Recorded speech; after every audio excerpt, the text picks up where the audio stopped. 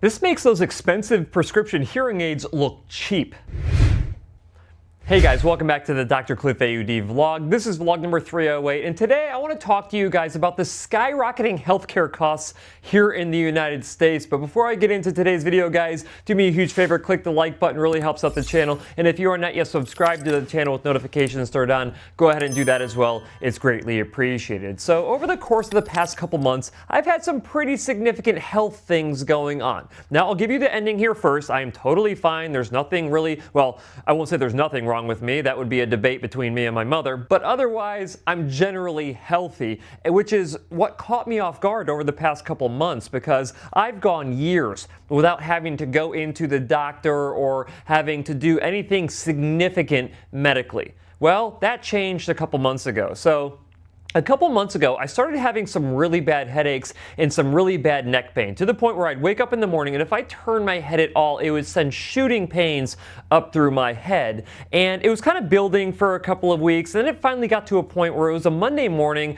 I'm like, I don't know if I can go to work today. Like, I feel like I need to get this looked at by a doctor. And so my wife, Ashley, who's a registered nurse, who used to work at Mayo Clinic out here in Phoenix, she's like, you know, I really think we need to take you to the ER to make sure that everything's okay. And I'm like, I'm not the type of person who would go to the ER. I'm the type of person who will pop a couple ibuprofen and just go with it. But she's like, no, we're going to the ER. And if my wife tells me to do something, I generally do it. So we go to the ER and we get in right away. A beautiful facility, I'll say. And we get right in. They do some blood draws. The doctor comes in and starts talking to me, and I'm kind of sharing my health history with him.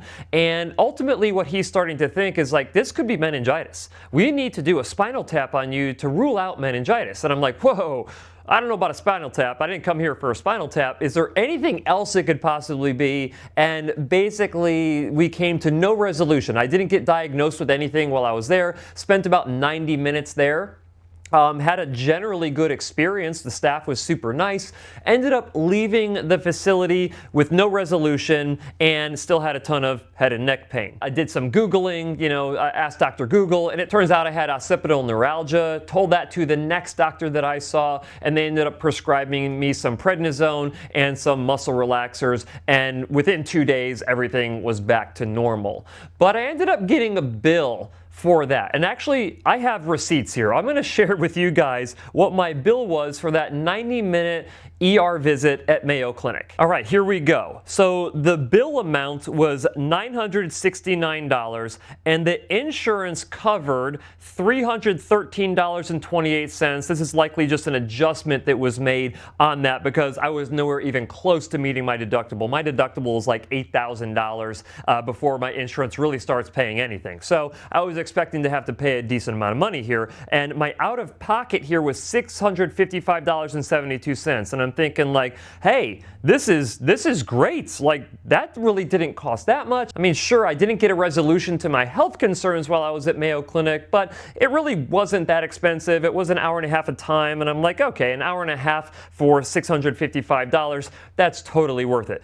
Well, that's what I thought. Then they hit us with another bill, which was $4,508.10. Now, insurance did adjust this amount down by $1,457.47, but the out-of-pocket, the second out-of-pocket here was $3,050.63. So when you really think about it, what do we pay? $3,700 for an hour and a half of time at the ER at Mayo Clinic and didn't get a resolution to my health concern. At that point, I was like, holy cow, like, healthcare costs here in the United States, this is no joke. Like, I can totally understand why people are super concerned about the rising costs of healthcare. Well, that wasn't the only thing, because like a couple weeks after that, I had a pre-scheduled periodontist procedure where they actually had to take some connective tissue from the hard palate, the roof of my mouth, and surgically move it to the gum line on the bottom right-hand side of my jaw because I have a receding gum line. And the cost for that was $4,500. Now, let me kind of explain to you guys what was all included inside of that. So I went in for my consultation. paid for the consultation. At the end of the consultation, they were basically like, okay, you need to have this procedure. And I'm like, okay, let's have the procedure. We go up and we go to schedule and pay. And they're like, hey, great news. You have Delta Dental. That's going to give you a certain amount off of this procedure. It's going to be $4,500. And I'm like, holy smokes. Okay, so this is probably a fairly, technical procedure, an invasive procedure that has to be performed by the periodontist. So I'm like, okay, $4,500. That totally sucks, but you know what? It's probably worth it. So we go ahead and we agree, we pay all that money up front, end up coming back in. I think I wanted to have it around like early January because I need to get through the holidays with all the recording content, stuff like that. End up going in for this procedure, and the procedure literally took 30 minutes. He went in, he chopped out connective tissue, surgically implanted it, stitched it closed, and then I was good to go. And that $4,500 covered the cost of that 30-minute procedure and 1 or 2 follow-ups. And I've already gone in for one of the follow-ups. I can tell you that everything is healing up nicely. Super excited by that. Quite honestly, I'm not even upset with how much that cost because the periodontist that I went to, who actually removed my wisdom teeth back during COVID, is fantastic. Like, I don't think that you should only value your healthcare based on the amount of time it takes to do something. I also value it based on the expertise and skill level of the person doing the procedure, and he was excellent. But at the same time, $4,500 to have a 30-minute procedure, I'm like, oh, good Lord, okay, like my healthcare costs have really, really gone up over the course of the past couple months at this point. But we weren't done yet. So literally 3 days after that procedure, now keep in mind, I was on antibiotics and things like that. I only didn't have to do very many pain meds. I think I took 1 Vicodin, but nevertheless, 3 days afterwards, I am eating some frozen chicken nuggets that I had in the oven. They were in the freezer, rather. I ended up putting them in the oven to heat them up. And then they were easy for me to kind of like cut up because I could only stick like little tiny bits into the left side of my mouth and chew and swallow. Well, I did that, and I ended up getting food poisoning. It was like 1 o'clock on a Sunday morning. I'm up in Flagstaff recovering from my gum procedure, and I'm just like, sorry to be graphic here, but I'm like throwing up everywhere. It was not a good scene. And so Ashley's like, okay, I think we need to get you into the ER up here. So we go into the ER at like 1 in the morning. Fortunately, there's like 2 people in the waiting room, but we go to check in and they couldn't see me for like an hour. So I'm like, oh my gosh, I'm like writhing in pain. I'm actually in the bathroom throwing up a good amount.